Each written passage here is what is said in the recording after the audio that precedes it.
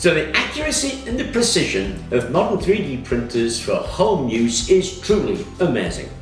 And if you think about industry, it's astounding. But the tolerances they can achieve are, well, sometimes not good enough. And here I'm thinking of something like a piston. Because if you want to make a working version of, say, an air engine, then the fit of the piston is crucial. And normally what you do after you've printed the thing is spend hours sanding it and testing the fit to get it just right. And to be honest, that's fairly tedious. And it would be nice, wouldn't it, if there was a way of doing this without all that tedious mucking around with sandpaper. And of course, there is. Now, it's often called the diaphragm piston, or the rolling piston, or the top hat piston. And what it consists of is a sleeve of rubber between the piston and the cylinder wall to create a seal. Now, you might think sliding a sleeve of rubber off a piston would be incredibly difficult and take all the work out of the machine.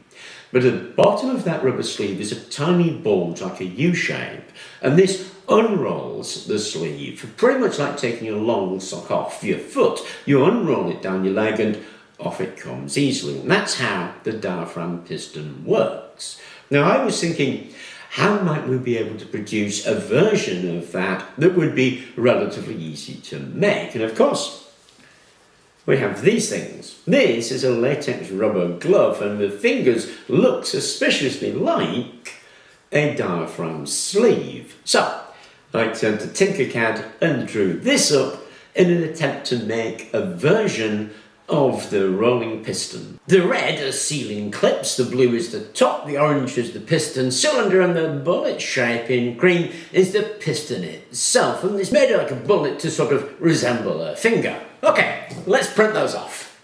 Right, here's the parts printed out, and we're going to start with the piston, this bullet-shaped thing, and the long section there. And what you're going to need, as well as those two things, are some latex gloves and some graphite. So these are natural latex powder-free gloves, pretty easy to get hold of all over the place, but natural latex has a nasty habit of sticking to itself, and of course we want it to slide in and out nice and easily. We have to give it some kind of lubrication. Wet lubricants aren't so good because they'll swell the latex and make it all wrinkly, so we need something dry.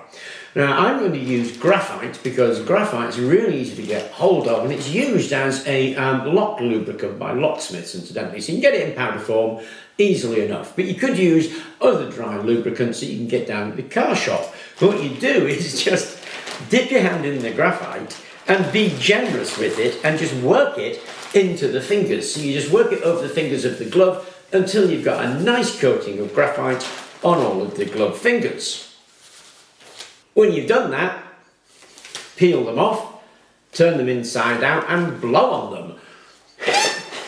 This also tests, incidentally, that they haven't got little holes in them. And then we cut a finger off. So this is the index finger, incidentally, and any finger will do apart from the thumb.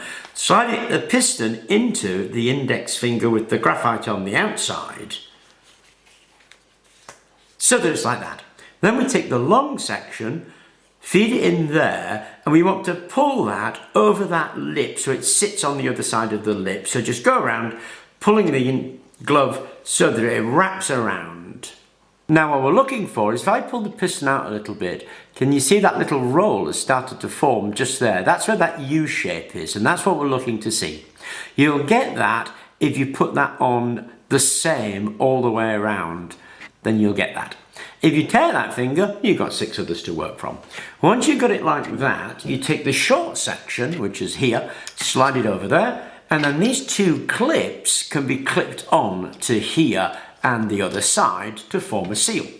Now clearly, if you really want to go to town on this, you can make that seal by putting some extra silicone sealant in there and waiting for the whole thing to dry.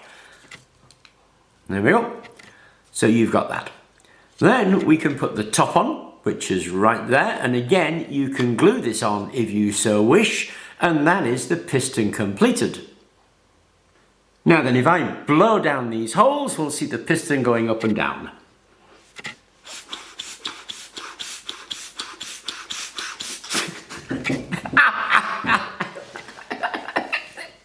That takes no effort at all. There we go. a working piston for all those people who are sick of sanding and getting disappointing results. The diaphragm piston moves surprisingly freely, and you'll find that out if you make a copy of it.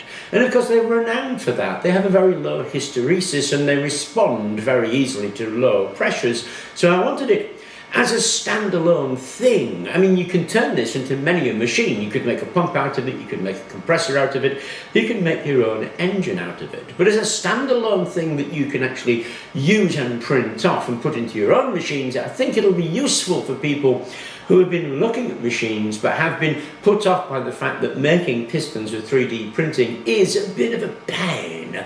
Of course, I'll put these STL files on Thingiverse. There'll be a link in the description. But I hope you enjoyed the video. I hope you find the piston useful, and thank you very much for watching. Now, please do remember to like and subscribe.